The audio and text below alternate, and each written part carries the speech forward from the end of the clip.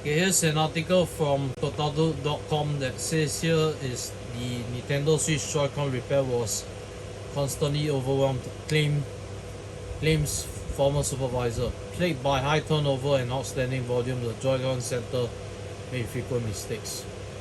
So if you live east of the Mississippi River and you've ever had to send your Switch to Nintendo due to Joy-Con drift, then it definitely passed through a single repair shop in Syracuse, New York. Though Nintendo handled the process for submitting repairs, the actual work was performed by a company called United Radio.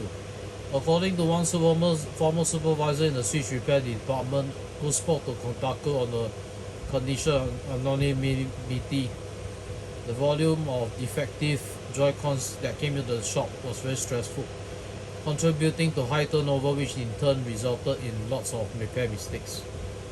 The pernicious phenomenon known as Joy-Con drift has been a major source of frustration for Switch owners since the console first launched in 2017.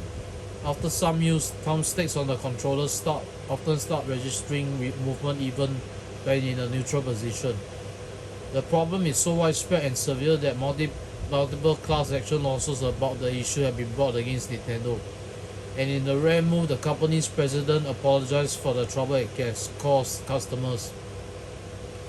The conversation about faulty thumbsticks has been so widespread that even Valve had to address the possibility of Steam Deck drift in an IGN interview.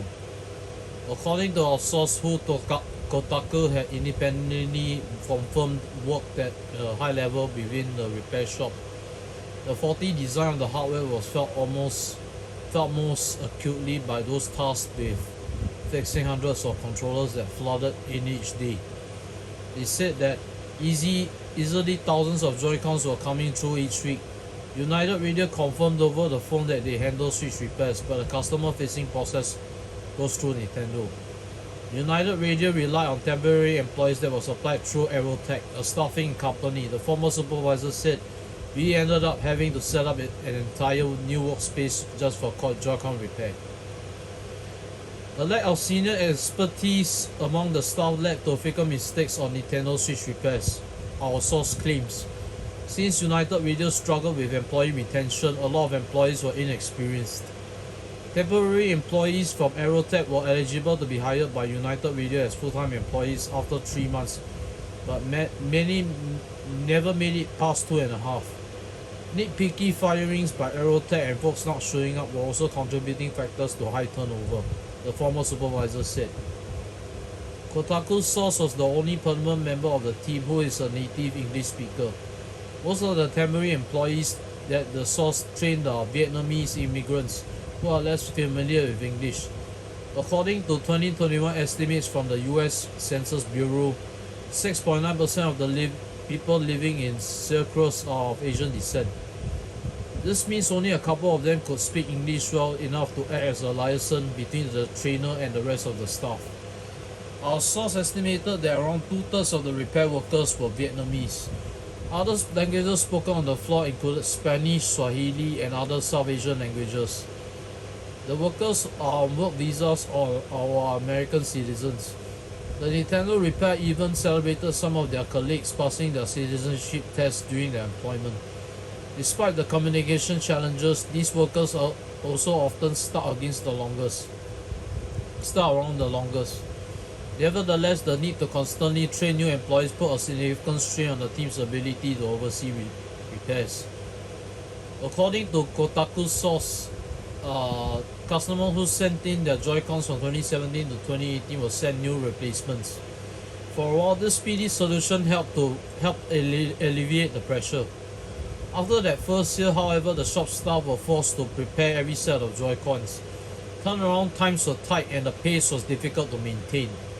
The shop was held to a standard of repairing 90% of incoming Joy-Cons within 4 days, regardless of whether the staffing company sent them new workers or not. But it's not just the repair shop staff who experienced problems as a result of the conditions at United Radio. Customer experience was also impacted at times. In one major error, a Nintendo customer was sent a repaired Switch with a different customer's account and save data. In a Reddit post, the customer said, "I told United Repair accountable for their unprofessional and lack of care in handling my property. They had complete disregard for my console and its save data have cost me my 90 plus hours that I put into Zelda Bot W. I also hold Nintendo accountable for the lack of understanding of the modern gamer and their need to be able to back up save data." In response to the incident, the source said United Video proposed and instituted a new policy where a Switch would be factory wiped if its serial number could not be verified throughout the repair process. Because of this, some Switch owners have occasionally had their data wiped after sending in their consoles for repairs. Nintendo did not respond to a request for comment at the time of publication.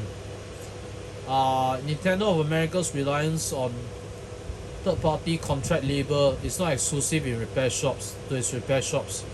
The game's publisher recently landed in a major labor dispute in the home state of Washington as well. One worker filed a complaint with the National Labor Relations Board last week, and the case is currently pending. That's it for this report.